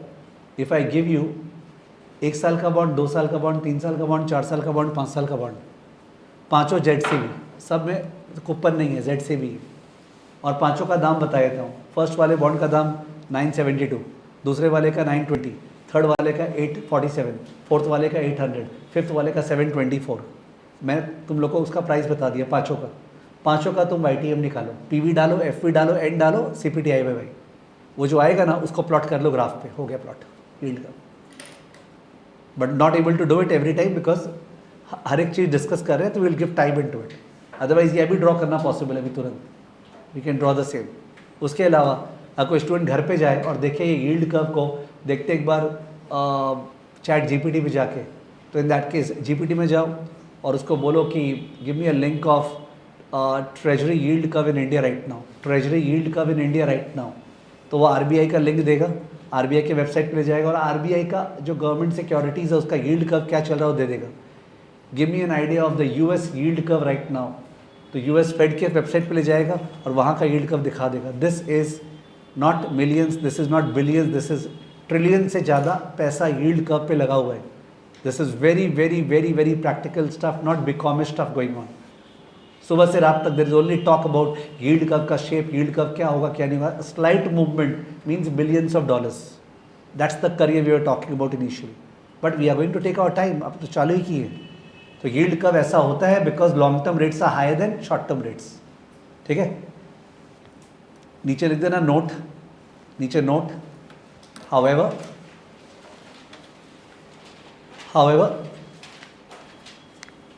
under exceptional circumstances, under exceptional circumstances, under exceptional circumstances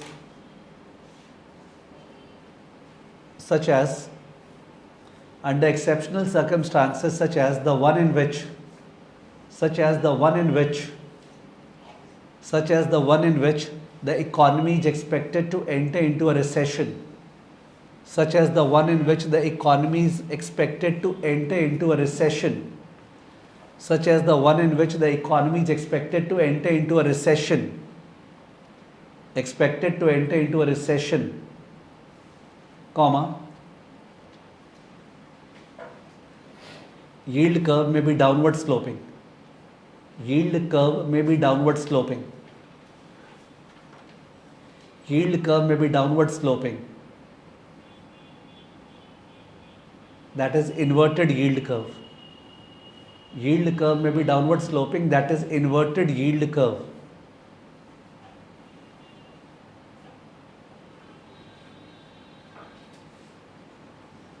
Inverted yield curve.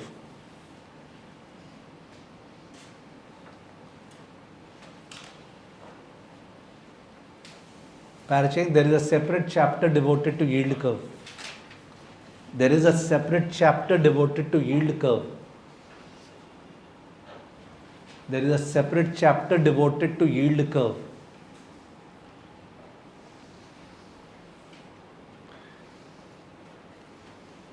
और इसीलिए मैंने क्लास के स्टार्टिंग में आप लोग को बोला था कि हम लोग क्लास LM6 से लेके LM13 तक डाल देंगे अभी, बिकॉज क्या पता कोई स्टूडेंट जो भी कर रहा है उसको इतना इंटरेस्ट आए, वो बोले कि सर मेरे को वो वाला पोर्शन अभी से स्टार्ट करना है, तो वन कैन, तो you will find that same thing starts, ठीक है ना, एंड इन अ ग्रेटर इलैबोरेशन। तो ये हुआ money market versus capital market and yield curve का डिस्कशन। अभी भी सारा फीचर्स डिस्कस नहीं हुआ है, there is more to it, because floating rate bonds होता है वगैरह वगैरह विच आई मिस्ड आउट। तो अपना LOS एक कंप्लीट नहीं हुआ है, ABS MBS का बहुत ही टच अपॉन डिस्कशन हुआ है, ठीक से नहीं हुआ है, ठीक है। तो इन दैट केस अपना ये कंटिन्यू होगा discussion in the next class. पर मैं एक बार जो क्या बोलते हैं ऑडियो रिकॉर्डिंग है ना LOS A का और LOS B का, वो दोनों का दोनों शेयर कर दूंगा आप लोग के साथ, ठीक है, because those 2 audios are very very good, you can listen to it once and then keep on revisiting it depending upon अपना क्लास कैसे प्रोग्रेस हो रहा है, ठीक है। As I announced at the beginning, we are moving in to Wednesday for the second class, Tuesday और Thursday अभी classes नहीं है, because my concentration is on जिनका एग्जाम नवंबर में ड्यू है, ठीक है। तो we are meeting on Wednesday for the next class, okay.